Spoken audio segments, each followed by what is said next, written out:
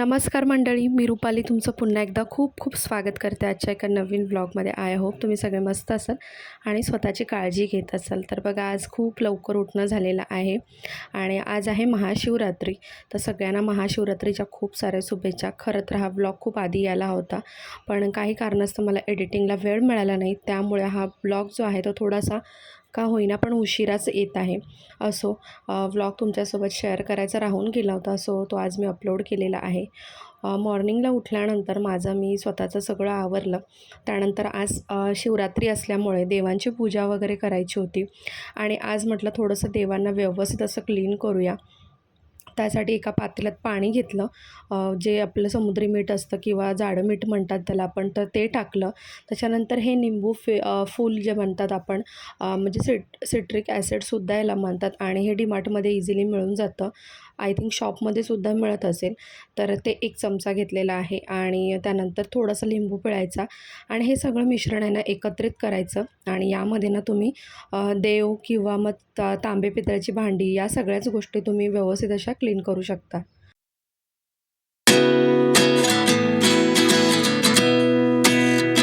तुमच्याकडे असलेले देवांचे टाक किंवा देवांच्या मूर्त्या या सगळ्या गोष्टी तुम्ही व्यवस्थित क्लीन करू शकता. तर इथे बघा, मी तांब्याचा एक तांब्या घेतलेला आहे, तर तो तुम्हाला क्लीन करून दाखवते. बघा, अगदी या पाण्यामध्ये ना जस्ट बुडवायचा आहे आणि तुम्ही बघू शकता फरक किती लगेच त्याचा फरक जो आहे तो जाणवतो. जर तुम्हाला व्यवस्थित असं क्लीन करायचं असेल ना, तर तुम्हाला थोडंसं हाताने चोळावं लागेल. म्हणजे अगदी जादू केल्यासारखं तसं क्लीन नाही होणार, थोडंसं हाताने चोळावं लागेल. जर हाताने व्यवस्थित चोळून घेतलंत ना, तर हे इझिली क्लीन होतं. आणि जर तुम्हाला पितांबरीने वगैरे भांडी घासायचा देवाची कंटाळा येत असेल किंवा मग टाक मूर्त्या साफ करायला त्रास होत असेल, म्हणजे कधी-कधी काय असतं ना, पितांबरीच्या हातांना ना खूप इरिटेशन होतं, जसं की मलासुद्धा होतं कधी-कधी. आणि आज बरेच दिवस झाले ना मला तसंच होतं. त्याच्यामुळे मी आज विचार केला की निंबू फुलनेच आज जी भांडी आहेत देवांची किंवा मग मूर्त्या वगैरे आहेत ते क्लीन करेन. आणि थोडं जास्त वेळ तुम्ही डीप करून ठेवला तर अजून स्वच्छ निघतं. बघा किती स्वच्छ असं निघालेलं आहे क्लीन.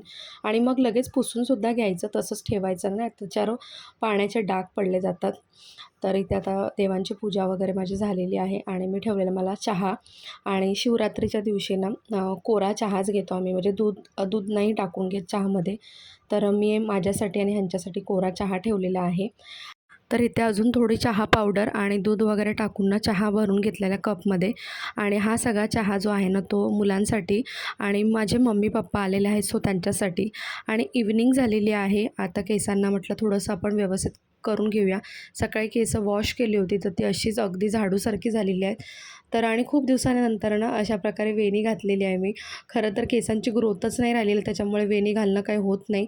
तर आज बघा, बऱ्याच दिवसांनी मी वेणी घातलेली. शाळेत असताना कायम माझी वेणी होती आणि अगदी माझं ना 12वीला जाईपर्यंत एक वेणीच असायची कॉलेजमध्ये सुद्धा. तर छान वेणी घालून घेतली. त्यानंतर म्हटलं चला आता बाकीच्या कामांना सुरुवात करूया. संध्याकाळ झाली होती. तर इथे फरसबी आणली होती, ती वॉश करून घेतली.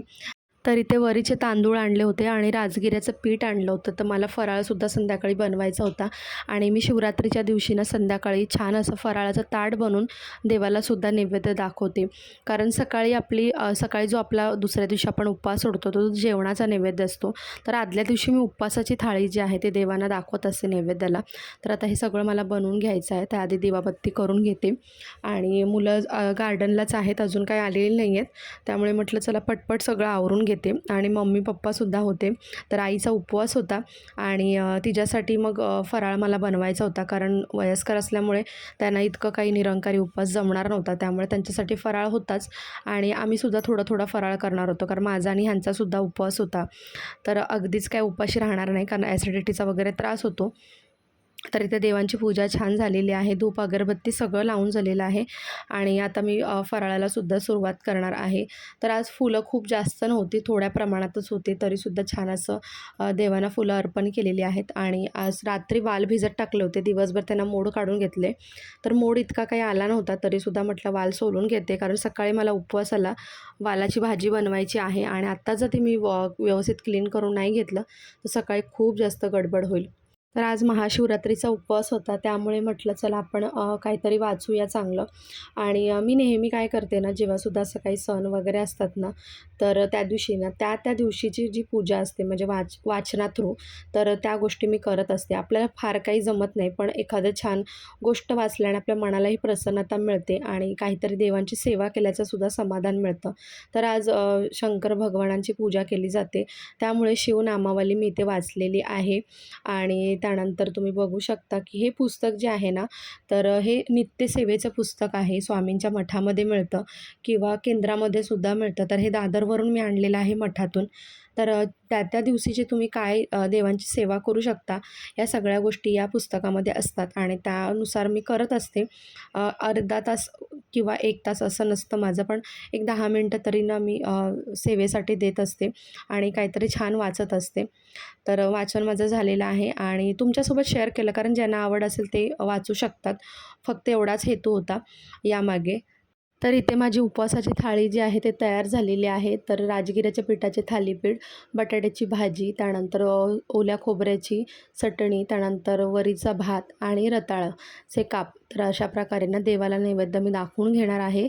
उपवासाची थाळी मी नेहमी देवाला दाखवत असते शिवरात्रीच्या दिवशी आणि त्यानंतर मग आम्हीसुद्धा फराळ करून घेतला. त्यानंतर मग मी व्लॉग काही पुढे कंटिन्यू केला नाही. तर हा नेक्स्ट डे इव्हनिंगचा व्लॉग आहे, ज्या दिवशी आम्ही सगळे ना बाहेर निघालो फिरण्यासाठी आणि आम्ही जात आहोत सिद्धिविनायक मंदिरमध्ये. दर्शन करायचं होतं आईलासुद्धा आणि पप्पांनासुद्धा. बऱ्याच दिवसाने ते आले होते, सो आम्ही डायरेक्ट तिथे निघून आलो आणि हे आम्हाला तिथेच जॉईन करणार होते. तर मी लोलो होतो आणि प्रज्ञय, त्यानंतर आदू, मम्मी पप्पा आणि हे आणि त्यानंतर सुप्रिया आणि अतुलभाईसुद्धा आम्हाला जॉईन करणार होते. तर आम्ही इथे देवांचं दर्शन घेऊन म्हणजे सिद्धिविनायकला दर्शन घेऊन पुढे मग आम्ही ना पार्कात जाणार होतो, शिवाजी पार्कमध्ये. मुलांना थोडंसं खेळायचं होतं आणि थोडंसं खायचा वगैरे प्रोग्राम होता, त्यामुळे म्हटलं चला आपण छान दर्शन करून घेऊया. आणि माझंसुद्धा ना खूप दिवसानंतर सिद्धिविनायकला येणं झालं होतं. हल्ली काय होतं, मुलांच्या शाळेमुळे ना अजिबात बाहेर पडता येत नाही. शाळा, ट्यूशन, माझे क्लासेस या सगळ्या गोष्टींमुळे. तर मस्त दर्शनसुद्धा झालं, कारण गर्दी अजिबात नव्हती. इथे बघू शकता मी एक छोट्याशा ह्याच्यामधून तुम्हाला देवांचं दर्शन जे आहे ते दाखवलेलं आहे. पुढे मी काही कॅमेरा ऑन केला नव्हता फ्रंटला, कारण मला तसं आवडत नाही. जबरदस्ती मी कुठेही कॅमेरा ऑन करायला जात नाही. त्यानंतर इथे आम्ही बाहेर आलो, थोडेसे फोटो वगैरे क्लिक केले आणि आईला प्रसाद घेऊन दिला. लाडूचा जो प्रसाद मिळतो सिद्धिविनायकमध्ये, तर तो प्रसाद आम्ही काउंटरवरती घेतला विकत आणि तिला घेऊन दिला. आणि ती उद्या गावीसुद्धा जाणार होती, तर म्हटलं चला तिला प्रसादसुद्धा घेऊन देऊया. आणि खूप छान वाटलं, पूर्ण फॅमिलीशी मस्त दर्शन घेतलं आम्ही. आणि मग पुढे निघालो आम्ही जायला शिवाजी पार्कला आणि इथे पोचलेलो आहोत बघा. तर इथे लाईट्समध्ये ना मुलं मस्त उभी राहिली होती, तर छान असा एक व्हिडिओ मी क्लिक केला. आणि पुढे मग मुलांचं काय धमालच होती, काय विचारूच नका. खूप खेळली मुलं, खूप खेळली. खूप छान असं फॅमिली टाईम आम्ही एन्जॉय केला. आणि आपल्या लाईफमध्ये ना असे फॅमिली टाईम जे क्षण असतात ना आपल्या आयुष्यामध्ये असले पाहिजेत, आले पाहिजेत आणि आपण ते घडवले पाहिजेत. तर आमचा पण असा काही खास प्लॅन नव्हता, की आम्ही म्हटलं चला आपण निघूया बाहेर, दर्शन घेऊया आणि फिरूया बाहेर थोडंसं. त्यानंतर पार्कामध्ये जाऊया, मुलं खेळतील वगैरे आणि एन्जॉय करतील. आपल्यालासुद्धा छान वाटेल ना या गोष्टीने. तर असाच विचार करून मी बाहेर पडलो आणि सगळा योगायोग छान जुळून आला. त्यानंतर सुप्रियासुद्धा आली, तीसुद्धा जॉईन झाली. आम्हीसुद्धा ना अधूनमधून झोके घेतले. तिकडे सिक्युरिटी गार्ड असतात ते ओरडतात, तरीसुद्धा आम्ही अधूनमधून झोके घेतले. खूप मस्त एन्जॉय केलं. त्यानंतर पुढे खाण्याचा आमचा प्रोग्राम होता, तोसुद्धा आम्ही केला. मी काही क्लिक केलं नाही, कारण बऱ्याचशा गोष्टी मला क्लिक करायला आवडत नाहीत, सो त्या काही क्लिक केल्या नाहीत मी. पण मस्त टाईम स्पेंड केला फॅमिलीसोबत, खूप मजा आली खूप दिवसानंतर. आणि मग आम्ही निघालो जायला पुन्हा रिटर्न. आणि इथे कॅमेरामॅन जे होते ते मिस्टर होते, त्यांना म्हटलं थोडंसं व्हिडिओ घ्या, तर ते किती हलवत आहेत बघा कॅमेरा. चला मग आजचा व्लॉग जो आहे तो मी इथेच एंड करते. शिवरात्रीचा व्लॉग कसा वाटला आणि फॅमिली टाईमसुद्धा मस्त एन्जॉय केला. पुन्हा भेटू एक छानशा व्लॉग्स आहेत, तोपर्यंत स्वतःची काळजी.